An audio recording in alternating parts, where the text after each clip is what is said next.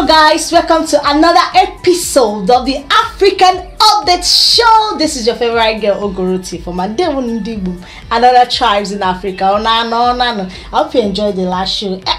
We're bringing things like that to you.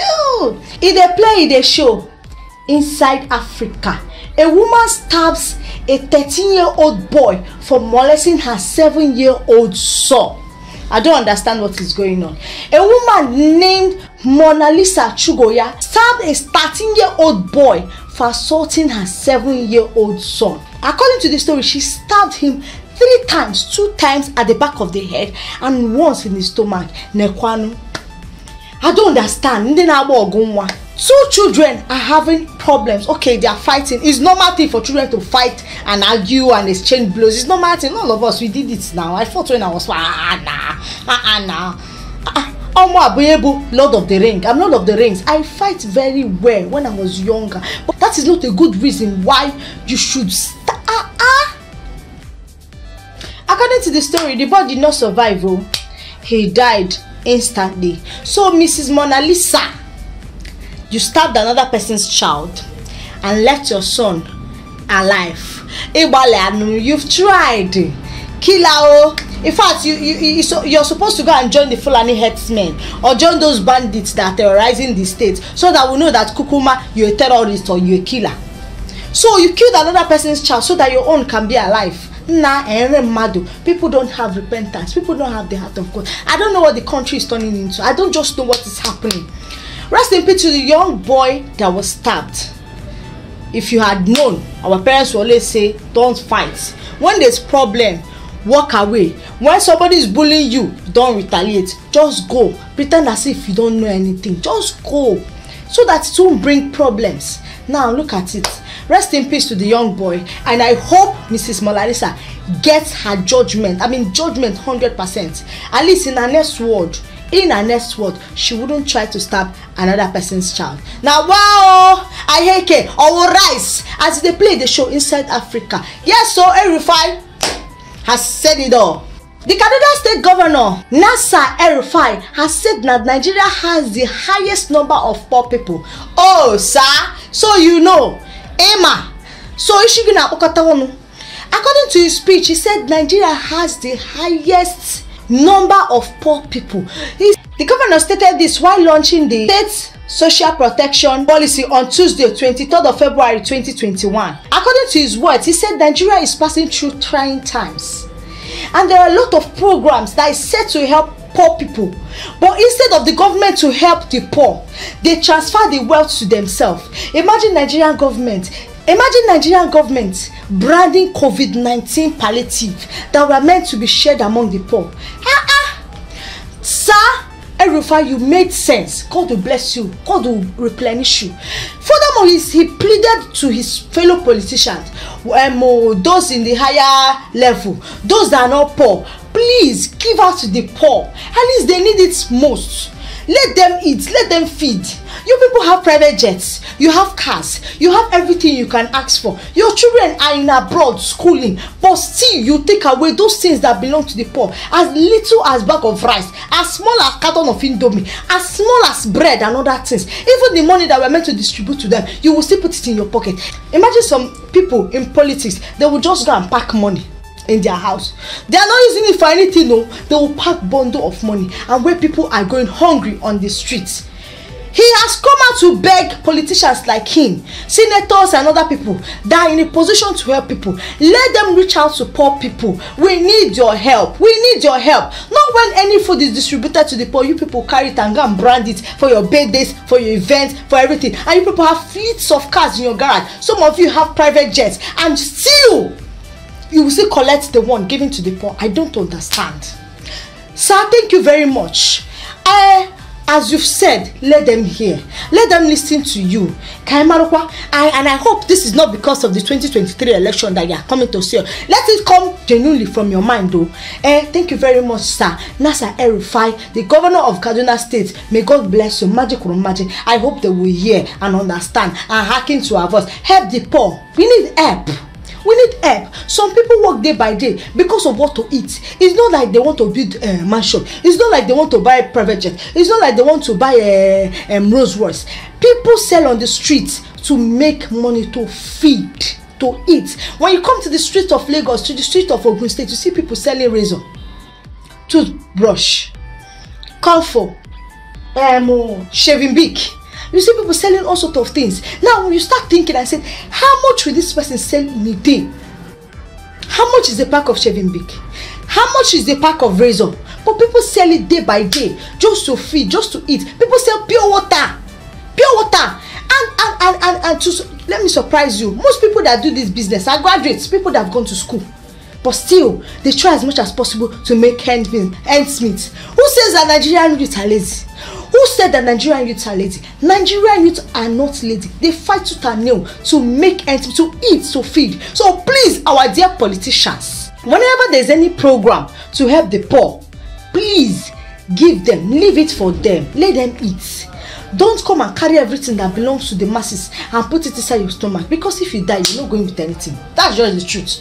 If you die, it's the clothes that you're putting on that you go with. You're not going with your fleet of cars, you're not going with your billions, you're not going to your gold chain. The same people that you deprive of their rights and everything will still gather to bury you. So please, we need the help of the government. We need the help of the government. Anything that is meant for the poor should be given to them. In other news, if they play the show, some people that used to do this fake bomb. Me said I've even thinking of doing fake bomb. After I saw this video, I swore not to do fake bomb, whether I silicone or foam or bread or anything that they fix to the bomb to make it big. I know do. I wash my hand off it. Please, let's watch the video.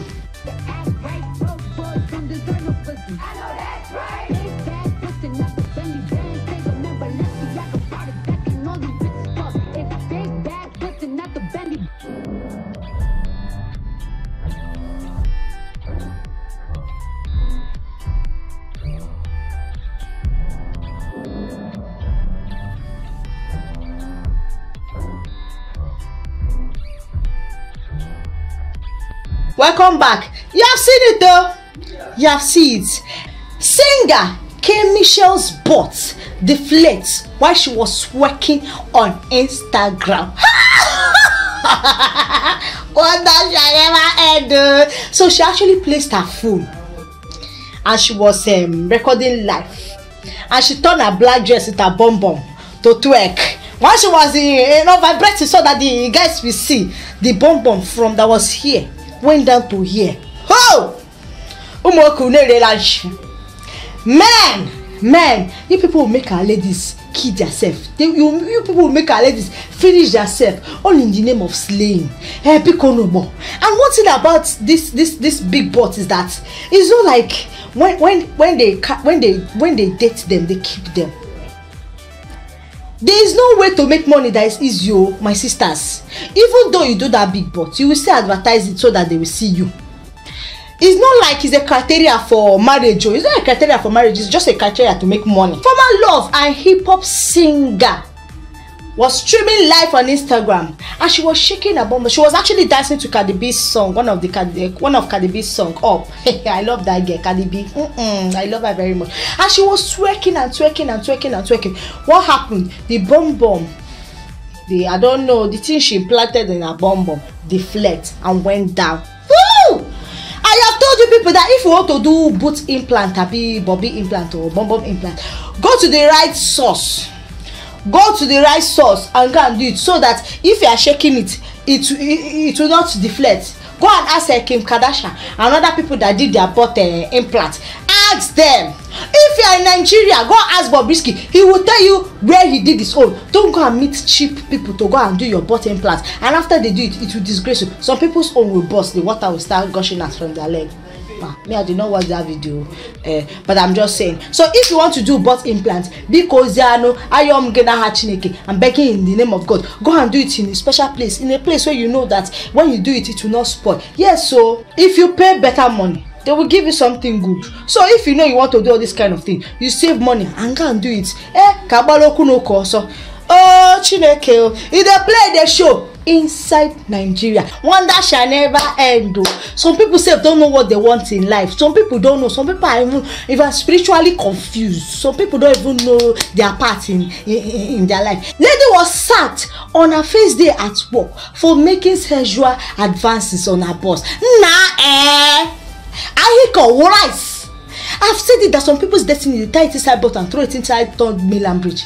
How can you start work? You went for interview. You write for the interview. You photocopied all your credentials, like you actually went for interview.